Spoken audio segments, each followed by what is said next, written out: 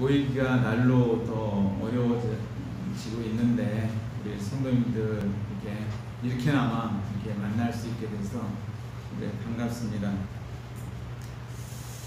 저는 오늘 고린도전서 10장 말씀을 가지고 우리 함께 주님 주시는 은혜를 나눠보고자 합니다.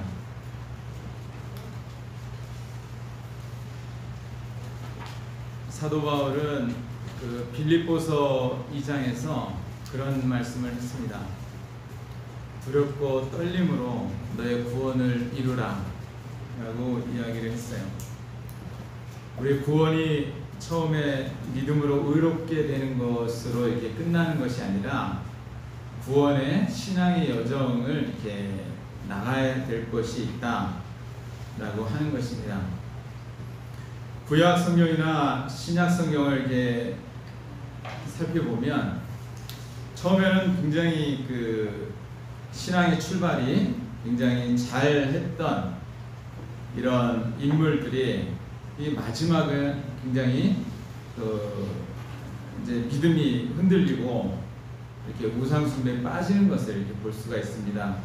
특별히 이렇게 솔로몬 왕을 보면서 굉장히 좀 처음에는 이해가 안 됐는데, 처음에는 그렇게 겸손하고 하나님의 지혜를 구했던 솔로몬 왕이 마지막에는 그 하나님을 믿지 못하고 이방 민족들하고 동맹을 맺어서 그 이방 우상들을 이렇게 섬기는, 이렇게 말로가 굉장히 안 좋고 이스라엘을 하나님이 선택한 이스라엘을 둘로 나누게 하는 그런 역할을 했고, 초대왕 사울 역시도 처음에는 정말로 그 겸손하게 이렇게 시작을 했지만 그 마지막은 하나님의 말씀을 명령을 거역함을 해가지고 왕위를 폐위되는 그런 결과들을 볼 수가 있습니다.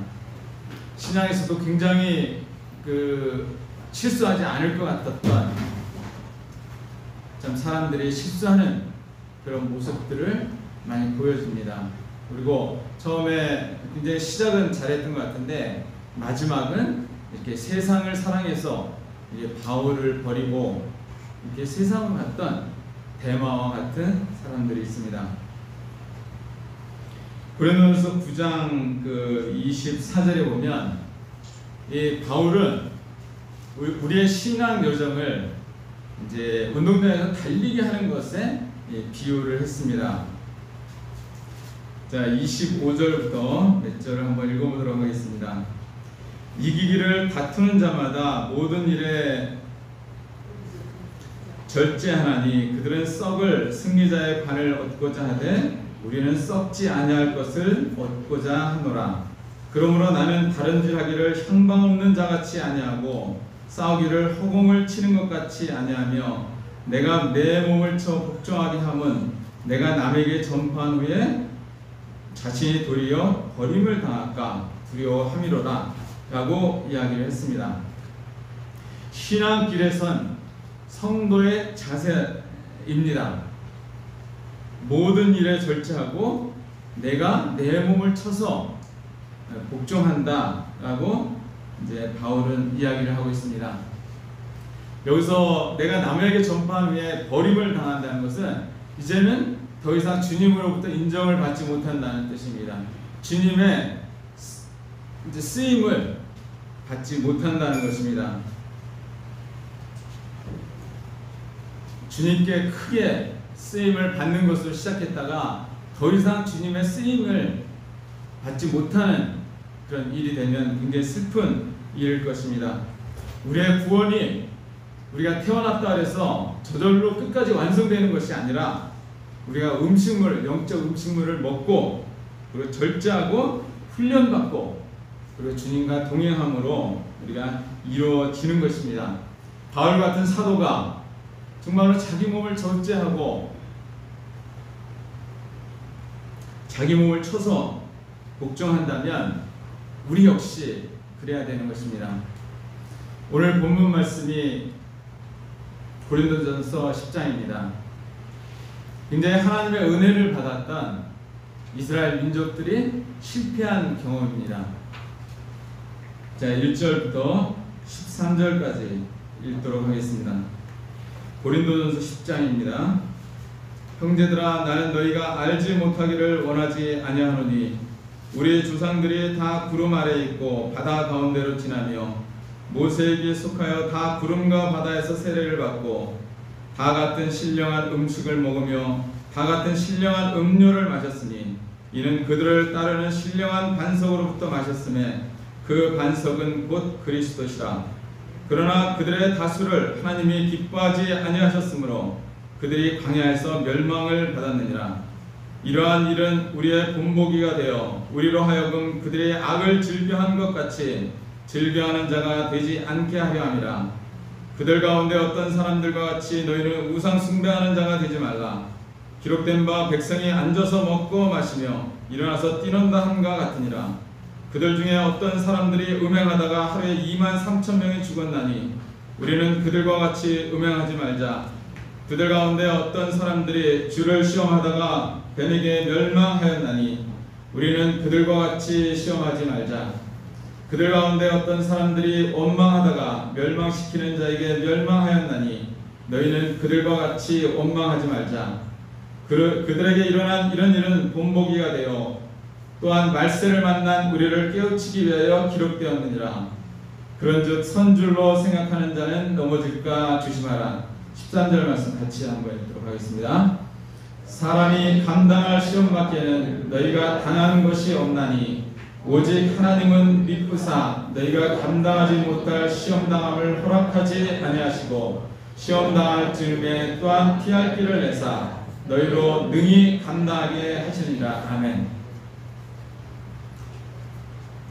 이스라엘 민족은 선택된 선민이었습니다. 하나님께 특별히 선택된 선민이었습니다. 굉장히 하나님의 은혜를 많이 받았던 그런 민족입니다. 근데 이들이 시험을 당했을 때, 하나님의 시험을 받을 때 이제 실패를 했던 거예요. 그것을 오늘 이 말씀을 읽는 우리에게도 하나님께서 동일하게 말씀하시고 그들 같은 실패를 너희는 하지 말아라 라고 하는 것입니다. 1절로부터 4절까지는 이 이스라엘 민족들이 받은 하나님의 은혜입니다. 1절에 보면 형제들아 나는 너희가 알지 못하기를 원치 아니하노니, 굉장히 처음부터 좀 말이 좀 꼬여 있습니다. 이게 형제들아, 바울이 고린도 성도들에게 이야기를 하면서 나는 너희가 알지 못하기를 원치 않는다. 이게 좀 말이 좀 이상해요. 그냥 너희가 알기를 원한다 이렇게 얘기할 수도 있는데 알지 못하기를 원하지 않는다. 이거 부정에 부정을 해가지고 굉장히 강한 긍정을 지금 이야기를 하고 있습니다. 바울은 지금 이 고린도서 10장 말씀을 시작을 하면서 너희가 이 말은, 이 하나님의 말씀은 꼭 알기를 원한다고 하는 거예요.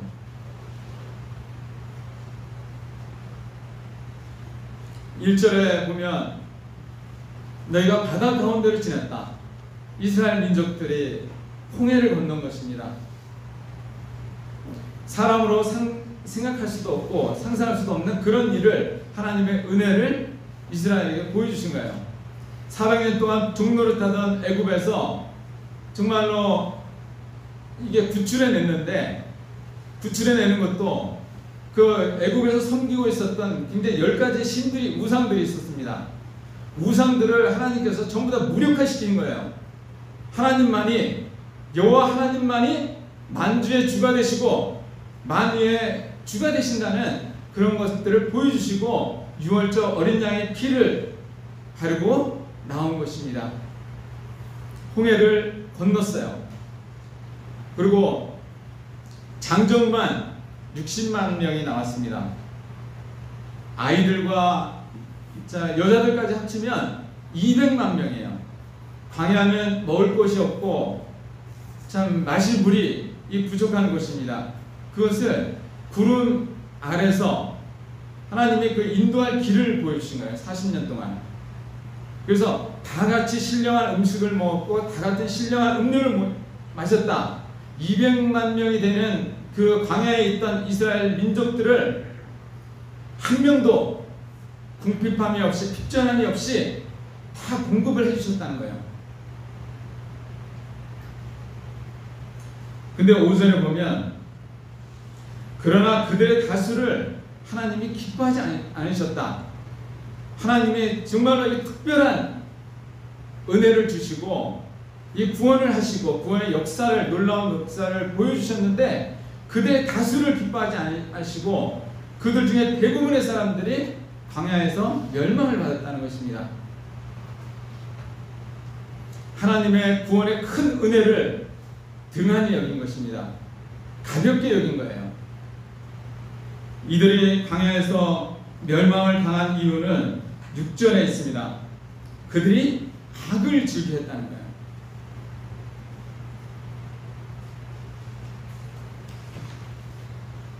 우리에게 이것이 본보기해야 된다고 말씀을 하고 있습니다.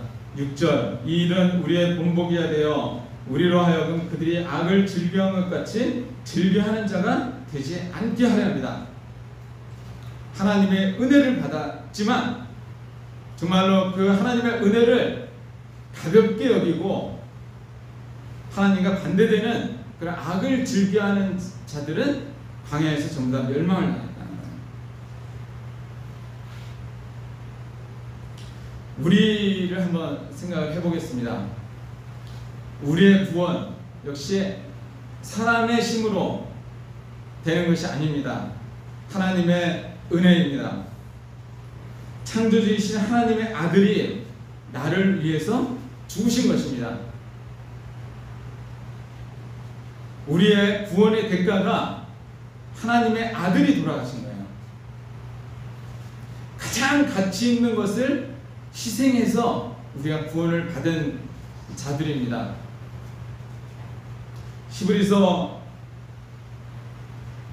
보면 이같이 큰 구원을 등한히 여기면 어찌 그 공변된 보응을 받지 않겠느냐 라고 이야기를 하고 있습니다. 우리는 예수 그리스도로 침례를 받은 사람들입니다. 예수 그리스도와 함께 죽고 세상에 대해서 죄에 대해서 죽은 사람들입니다. 예수 그리스도의 생명으로 산 사람들입니다. 우리가 은혜를 받았으니까 우리의 구원은 한 번 구원은 영원한 것이기 때문에 내 마음대로 사는 것이 아니라 주님의 은혜를 받은 자로 주님의 은혜를 받은 자답게 하나님의 아들의 그 죽음이 헛되지 않게 은혜 받은 자로 살라고 하는 것입니다. 구약의 사건이 우리가 예전에 이런 일이 있었어 라고 우리가 역사적인 사실로 이렇게 지나가는 것이 아니라 이 사건을 통해서 이 지금 현 시대를 사는 우리가 교훈을 받고 똑같은 그들이 실패한 것과 같은 똑같은 실패를 하지 말라는 것입니다. 말씀을 우리에게 보여주시고 주신 이유는 그 말씀을 가지고 우리가 본보기가 되어서 우리가 변화되어야 된다는 것입니다. 7절에서 10절까지는 이스라엘의 실패의 원인이 나와 있습니다. 이스라엘에게 참 어려운 환경이 닥쳤을 때 이 이스라엘이 이렇게 실패를 했고 이렇게 실패를 했고 이렇게 실패했다는 것을 지금 보여주고 계신 것입니다. 7절은 그들 가운데 어떤 사람들과 같이 너희는 우상 숭배하지 말라. 기록된 바 내 백성들이 앉아서 먹고 마치며 일어나서 뛰논다 함과 같으니라. 첫 번째 이스라엘이 실패한 것은 우상 숭배였습니다. 출애굽기 32장에 보면 모세가 십계명을 받기 위해서 시내산에 올라갑니다.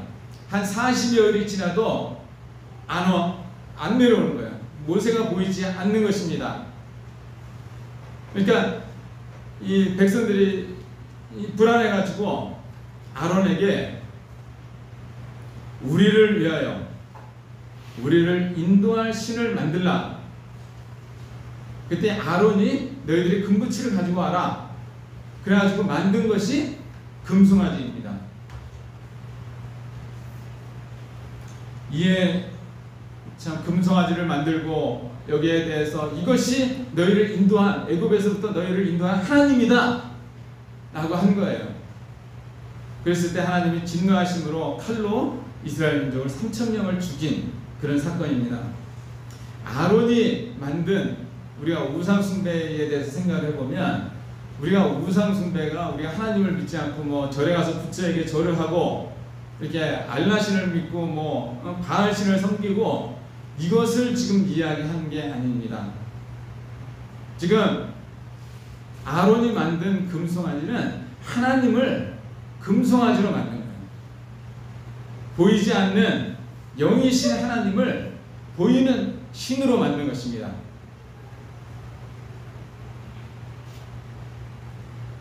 내가 관찰이 가능한 그런 신으로 만든 거예요. 애굽에서 섬겼던 뭐 개구리 신, 뭐 면지 신, 뭐 이런 것처럼 보이는 신으로 애굽에서의 그 타성들이 남아 있는 거예요. 보이는 신으로 만든 것입니다. 내가 통제할 수 없는 그런 신이 아니라 내 생각대로 움직여주는 그런 신을 만든 것입니다. 저는 이 말씀을 준비를 하면서 제가 예전에 그 회사를 그만두게 됐을 때를 이렇게 떠올려 봤습니다. 딱 이거더라고요. IMF 때 이렇게 회사가 구조조정을 막 시작하고 있었습니다. 그때의 제 생활이 굉장히 좀 이렇게 어려웠었기 때문에 좀 저도 이렇게 회사를 잘리면 안 됐어요. 그래가지고 막 그 구조조정으로 이렇게 회사 뒤숭숭할 때 정말로 나를 붙잡아 줄 수 있는 이 회사 사장이나 정말 나를 인사고과할 그런 직장 상사에게 매달렸던 것입니다. 이 보이는 우상을 만들었던 거예요. 그 사람들이 나를 구해줄 거라고 생각을 했던 거예요. 근데 나중에 깨달은 것은 하나님께서 분명히 저를 향한 그 특별한 목적이 있으셨어요. 근데 저는 그 보이는 그 사람들을 의지하고 있었습니다. 이런 것들을 아주 다 싹을 하나님께서 철저하게 잘라버리신 거예요. 그러시면서 너의 생활을 공급하고 너를 책임질 수 있는 사람은 네 회사 사장이 아니, 보이는 네 회사 사장이 아니라 그 위에 계신 하나님이시라는 거예요. 그것을 저에게 가르쳐 주셨습니다. 내가 어디서 다른 직장을 가지고 다른 일을 하든지 위에 계신 하나님은 나하고 변동이 없기 때문에 다른 사람을 통해서 나를 공급해 주신다는 거예요. 우상 숭배는 자녀된 나를 향한 하나님의 신실하신가 계획을 믿지를 못하는 것입니다. 믿음이 없으니까 하나님의 때를 기다리고 있지를 못하는 거예요. 내가 생각한 기한 내에 모세가 내려와야 되는데 내려오지 못하니까 그 하나님을 대체할 금송아지를 만든 것입니다. 다른 것으로 하나님을 대체한 거예요. 하나님의 방법이 아닌 내 생각과 방법으로 문제를 해결하려고 하는 것이 그의 하나님께서 가증히 보시는 우상 숭배라는 것을 가르쳐 주고 있는 것입니다. 두 번째 이스라엘이 실패한 것은 음행을 한 것입니다. 그들 중에 어떤 사람들이 음행하다가 하루에 23,000명이 죽었으니 우리는 그들과 같이 음행하지 말자. 이곳에 언급된 범죄는 민수기 25장에 나와 있는 이스라엘이 시딤에 머물러 있을 때 이스라엘 남자들이 모압의 여인들과 음행하고 모압의 신들에게 절하고 바알보올에 가담함으로 해서 바알의 신자가 된 것입니다. 민족적으로 24,000명이 민족적으로 음행을 하고 바알 신자가 된 거예요. 그래서 하나님이 여기에 진노를 하셔가지고 전염병을 보내가지고 그 2만 3, 4천 명을 다 죽이신 사건입니다. 시딤에서의 음행 사건은 발람의 꾀에 빠진 것입니다. 아모리 땅을 차지한 이스라엘이 점점 모압 땅으로 가까이 오자 모압 왕 발락이 거짓 선지자 발람에게 자 이스라엘인들을 두려워해가지고 하나님으로 네가 발람이 이스라엘 민족들을 저주를 해라 라고 하는 거예요. 하나님과 이스라엘 민족이 하나님의 특별한 사랑을 받고 있었는데 하나님에게 그 이스라엘을 저주할 수 있도록 네가 어떻게 좀 해봐라 라고 한 것입니다. 근데 발람이 참 하나님 이스라엘을 저주하려고 했을 때 하나님께서 3번이나 저주를 축복으로 바뀌신 거예요. 이스라엘을 축복을 하신 것입니다. 여기에 발람과 발락의 계획이 수포로 들어갔어요. 근데 민수기 32장에 보면 발람이 꾀를 냅니다. 이게 발락이 제시했던 그런 그 싹시 갖고 싶었던 거예요. 그래서 이제 하나님과 이스라엘 민족 간의 관계에서 하나님을 움직여서 저주하는 것은 안 되는 것이다 라고 하면서 그 발락에게 꾀를 준 것이 모압 여인들을 이용해서 이스라엘을 음행하게 해서 하나님의 진노를 받게 하자 라고 하는 거예요. 그것이 제대로 먹힌 것입니다. 하나님께서는 이스라엘 민족들을 사랑하시고 그 저주를 축복으로 바뀌셨지만 이스라엘 민족들은 그 유혹이 오고 시험이 올 때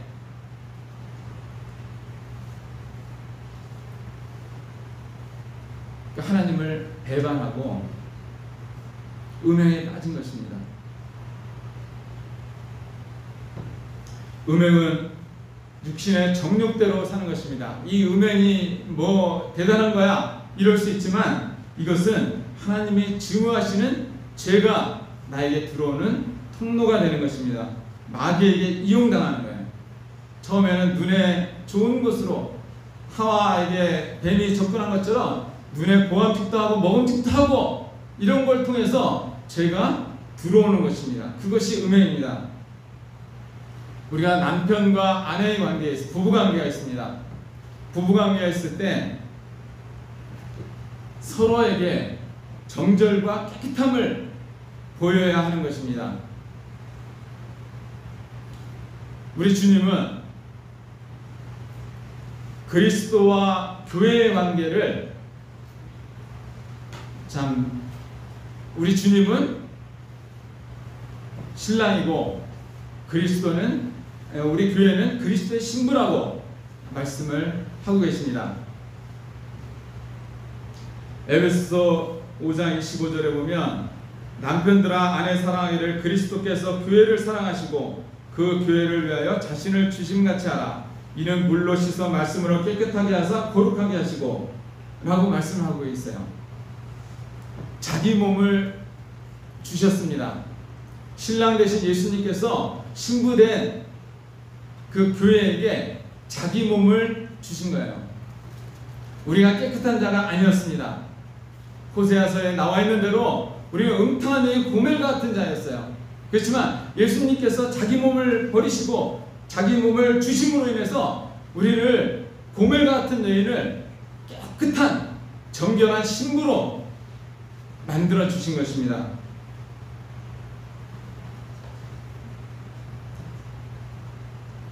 주님이 우리를 위해서 자신을 주시고 거룩하게 하셨다면 우리도 주님을 향해서 깨끗함을 보여야 되는 것입니다. 고린도전서 6장 15절에 너희 몸이 그리스도의 지체인 줄을 알지 못하느냐? 내가 그리스도의 지체를 가지고 창녀의 지체로 만들겠느냐? 결코 그럴 수 없다고 말씀을 하고 있습니다. 음행을 피하라고 말씀을 하고 있어요. 음행은 내가 싸워서 이기는 것이 아니라, 싸워서 물리치는 것이 아니라 피해야 되는 것입니다. 보디발의 아내를 만난 요셉처럼 도망가야 되는 거예요.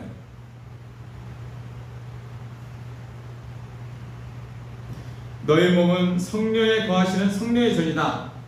예수 그리스도의 몸으로 그 핏값으로 값으로 사신 것이 됐으니 그런즉 너의 몸으로 하나님께 영광을 돌리라. 우리가 하나님이 쓰실 수 있는 거룩하고 깨끗한 그릇이 되어야 되는 것입니다. 이스라엘은 여기서 실패한 것입니다. 눈에 보이는 그 유혹을 이기지 못하고 그 죄가 들어오는 통로를 만든 거예요. 자, 세 번째는 9절에 나와 있는 대로 그들 가운데 어떤 사람들이 주를 시험하다가 뱀에게 멸망당하나니 우리는 그들과 같이 시험하지 말자. 자, 하나님을 시험했다고 합니다. 자, 출애굽기 그 17장 그 7절 말씀에 보면 이런 말씀이 있습니다. 그가 그곳 이름을 마사 또는 무리바라 불렀으니 이는 이스라엘 자손이 다투었습니다. 또는 그들이 여호와를 시험하여 이르기를 여호와께서 우리 중에 계신가 안 계신가 하였습니다. 자, 이스라엘 민족들이 광야를 이렇게 지나가다가 이게 목이 마른 거예요. 굉장히 어렵습니다. 이렇게 사막 가운데 지나다가 물이 떨어지고 그러면 완전히 그냥 굉장히 힘들어요. 이랬을 때 그 이스라엘 민족들이 여호와를 시험하여 이르실 때 뭐라 그랬냐면 여호와께서 과연 계신가 안 계신가 라고 했다는 거예요. 이것이 하나님을 시험하는 거라고 하는 것입니다. 우리에게 정말로 내가 감당하기 어려운 그런 시험이 와요. 정말 하나님께서 나 사랑하시는 건 맞아? 하나님 계신 거야? 우리가 하나님의 은혜를 그렇게 받고 하나님을 경험했지만 우리가 조금 어려웠고 그런 일이 닥칠 때 정말 하나님이 계신 건 맞아? 이렇게 하는 것이 하나님을 시험하는 거라는 거예요. 9절에 인용된 말씀은 민수기 21장 말씀입니다. 이게 백성이 홍해길을 따라서 에돔 땅을 이렇게 지나가면은 지름길로 해서 이렇게 빨리 갈 수가 있는데 하나님께서 그 에돔을 건너지 말고 이렇게 돌아가라고 했습니다. 그랬을 때 그 길로 인해서 백성들이 마음이 상했다는 거예요. 왜 가까운 길 놔두고 이렇게 돌아가게 하냐고. 그 마음이 상했습니다. 마실 물도 없고 왜 만나를 좀 다른 것도 주시지 왜 만나만 주셔가지고 매일 박한 음식만 이렇게 먹고 살아야 되냐 이러면서 하나님께 막 불평을 했다는 거예요. 자, 조금 전에 제가 하나님을 시험하는 것이 하나님이 계신가 안 계신가 의심하는 걸 알았습니다. 자, 그랬을 때 하나님께서 이스라엘 민족들에게 불뱀을 보내가지고 불병을 했을 때 불병을 보내갖고 많이 물리게 했다는 거예요. 자, 불뱀을 보내는 거를 한번 생각을 해보겠습니다. 저도 이 사전을 찾다가 이 불뱀을 보낸다는 것이 굉장히 좀 새롭게 다가왔어요. 저는 이제 하나님께서 이스라엘이 이게 불평을 많이 하니까 불뱀을 너희한테 가게 해서 이렇게 물리게 하는 건지 알았어요. 근데 이 불뱀을 보내사 요 단어가 풀어놓다는 것입니다. 풀어놓다.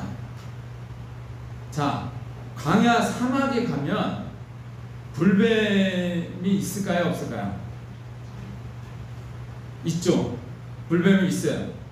근데 민수기 21장의 말씀에 빼면은 이스라엘 민족들이 불뱀에 물렸다는 그런 기사가 없어요. 그럼 뭐예요? 자, 불뱀은 사막엔 당연히 있는 것입니다. 근데 불뱀 이스라엘이 가는 곳마다 하나님께서 불뱀을 막으셨다는 거예요. 자, 이스라엘 민족들은 내가 불뱀이 안 왔으니까 나는 몰라. 내가 보진 않았으니까. 근데 하나님이 막는 손길이 있었다는 거예요. 이스라엘 불평하니까 하나님께서 그러면 너희들이 알아서 해봐라, 막질 않으신 거예요. 그 불뱀이 자기의 길을 따라서 자유롭게 다닌 것입니다. 다니다가 물린 거예요.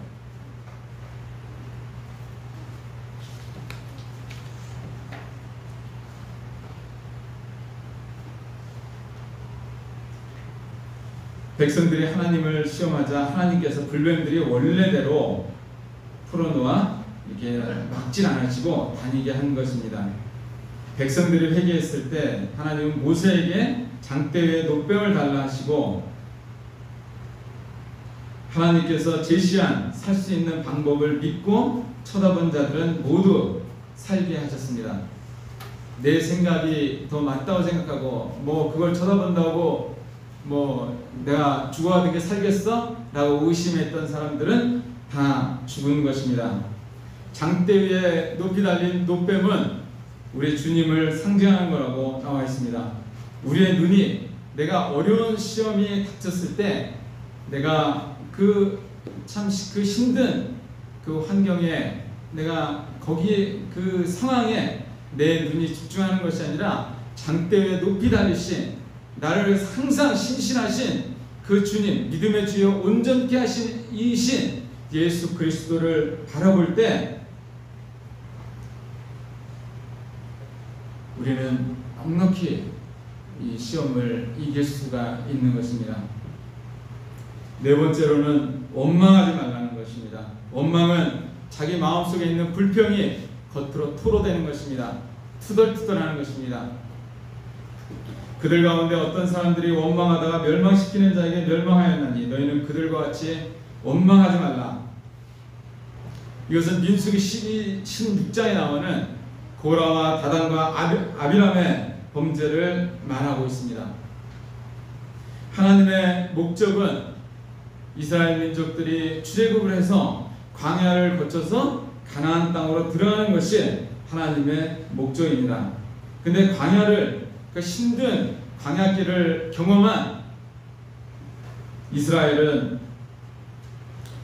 하나님의 은혜를 망각하고 지도자인 모세와 아론을 향해서 원망을 하고 있었던 것입니다. 그리고 모세와 아론을 지도자로 세운 하나님을 원망을 하고 있었다는 거예요.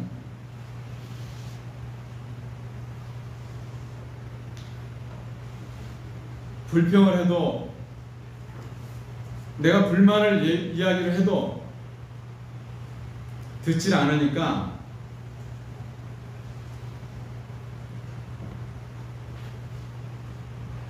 너희만 내 족속이고 여호와의 총회에 들었냐?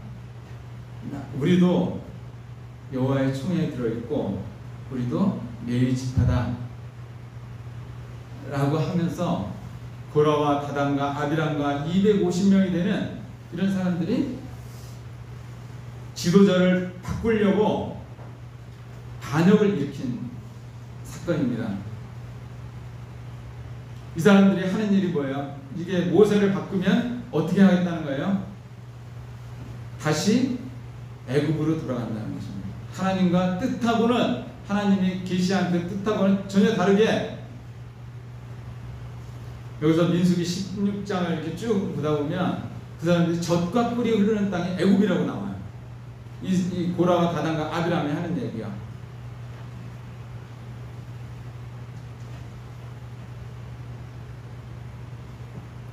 그랬을 때 정말 하나님께서 진노하셔서 그들의 땅을 가르시고 이렇게 전염병을 보내가지고 한 15,000명이 되는 그런 자들을 죽이신 사건입니다. 참 두려운 말씀입니다. 교회는 하나님의 뜻을 순종함에 나타내는 곳입니다. 만약에 교회의 장로들이 일꾼들이 하나님의 뜻과 반대되는 결정을 한다면 적극적으로 반대해서 말할 수 있습니다. 그러나 교회 인도자들이 하나님의 뜻을 거역하고 하나님의 뜻에 반하는 것이 아니라면 연약하고 부족한 부분들을 원망하고 불평하기보다는 기도하고 도와주고 함께하는 것이 참 이것을 통해서 우리에게 보여주는 주님의 뜻이라고 분별이 됐습니다. 우리에게 주신 교훈입니다.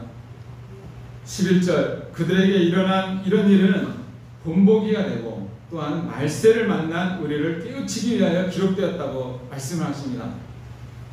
말세를 만난 우리를 지금 깨우치기 위해서 이것이 기록됐다는 거예요. 하나님께서 이스라엘을 광야를 통과하신 것처럼 우리에게 정말로 어려운 환경들이 많이 있습니다.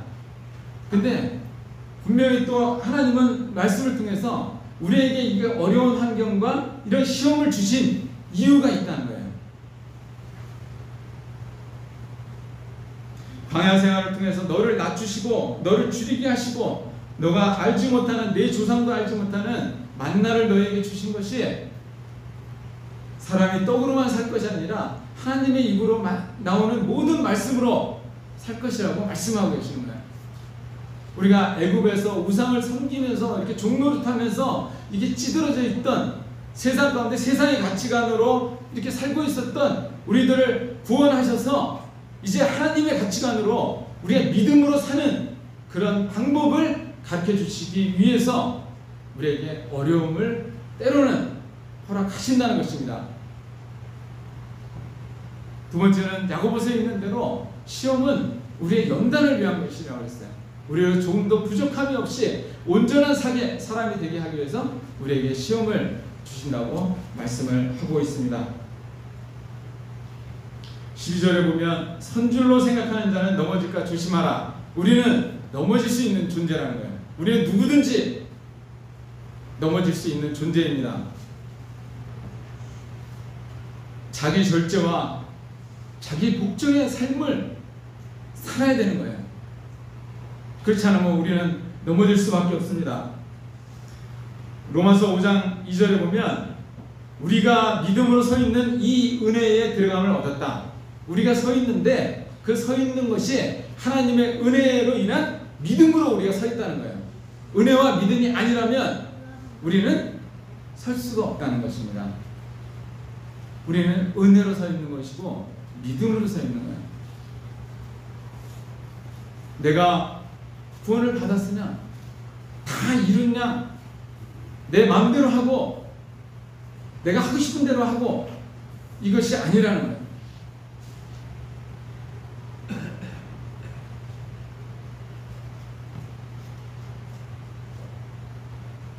13절 말씀은 이 시험에 대해서 하나님께서 우리에게 말씀을 주신 것입니다. 자, 이스라엘 시험이 올 때 광야의 이스라엘은 실패를 했어요. 모세를 기다리지 못하고 우상 숭배를 했습니다. 모압의 여인들이 참 유혹으로 시험을 할 때 그 음행에 빠져들었던 거예요.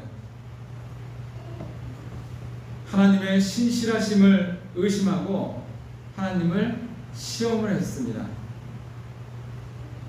그리고 지도자를 원망했어요.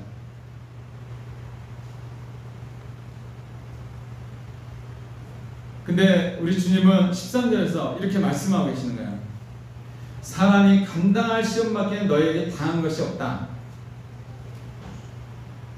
자, 성도에게 당한 시험이 있는데 이것은 성도라면 누구든지 당하는 시험이라는 것입니다. 경건히 살고자 하는 자는 핍박을 얻는다고 말씀하셨고 내가 거룩하니 너희도 거룩하라 그랬어요. 우리 경건하게 살고자 하는 자는 핍박을 받는 것입니다. 그것이 성도의 삶이에요. 사람이 감당할 시험, 성도라면 누구든지 흔히 있는 그런 시험이다 라고 이야기를 하는 거예요. 어려움이 있다는 것을 알라는 것입니다. 근데 사탄은 우리에게 뭐라 그럽니까? 너만 당하는 시험이야. 다른 사람들은 다 이런 시험 안 당해. 너만 왜 그렇게 멍청하게 이런 시험 당하고 있어? 라고 이야기를 하는 거예요. 근데 우리 주님은 성도라면 이런 어려움 다 있어 라고 이야기를 하시는 것입니다. 두 번째로, 오직 하나님은 미쁘신 분이시라는 거예요. 하나님은 신실하신 분이시라는 거예요. 선하시고 세상 끝날까지 너희와 함께 하신다는 것입니다. 너희가 감당 못할 시험당함을 허락지 아니하시고 시험당할 즈음에 피할 길을 내신다는 거예요. 이 피할 길이라는 것이 출구입니다. 출구, 나가는 문이에요.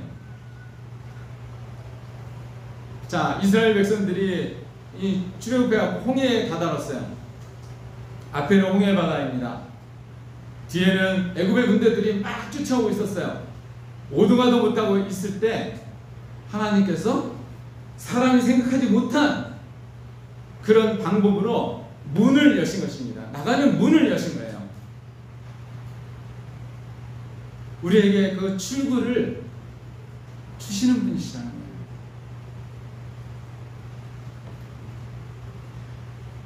13절 마지막 절에 너희로 능히 감당하게 하신다고 했습니다.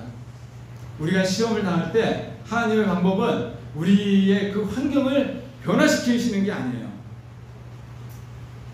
이 시험이 우리에게 꼭 필요한 것이기 때문에 하나님이 우리를 말씀으로 격려하시고 위로하시고 함께 동행하시고 우리에게 힘과 능력을 주심으로 인해서 그 시험을 견뎌내게 하신다는 거예요. 넉넉히 이기게 하신다는 것입니다. 그것이 13절 말씀이에요. 누구든지 성도라면 누구든지 당하는 그런 시험이다. 하나님은 미쁘사 너희가 감당 못할 시험당함을 허락지 아니하시고 시험당할 즈음에 출구를 마련해 주신다는 것입니다. 그리고 그 능히 견뎌낼 수 있도록 너희를 지키시고 인도하시고 능력을 주신다는 것이 하나님의 말씀입니다. 기도하겠습니다. 은혜와 사랑이 많으신 아버지 하나님, 감사를 드립니다. 여러 가지 어려움으로 인해서 저희들에게 참 모이기가 힘들고 참 어려운 환경이 우리 각자 성도님들에게 있을 것을 참 압니다. 그렇지만 아버지 하나님께서 오늘 말씀을 통해서 이스라엘의 본보기로 보여주시면서 우리에게 당한 시험의 의미가 어떤 것이고 우리가 참 사람에게 누구나 당하는 것이고 하나님은 미쁘신 분이고 우리로 능히 감당하게 하신다는 그런 말씀을 주신 것에 인해서 감사를 드립니다. 이 말씀을 믿음으로, 이 말씀을 의지하며 이 어려운 세대를 정말 참 참음으로, 인내함으로 이렇게 통과하게 하시고 참 주님의 영광이 되는 우리 노량진교회 성도님들이 될 수 있도록 주님 도와주셨기를 간절히 바라고 원합니다. 감사드렸고 우리 주 예수님의 이름으로 기도드리옵나이다.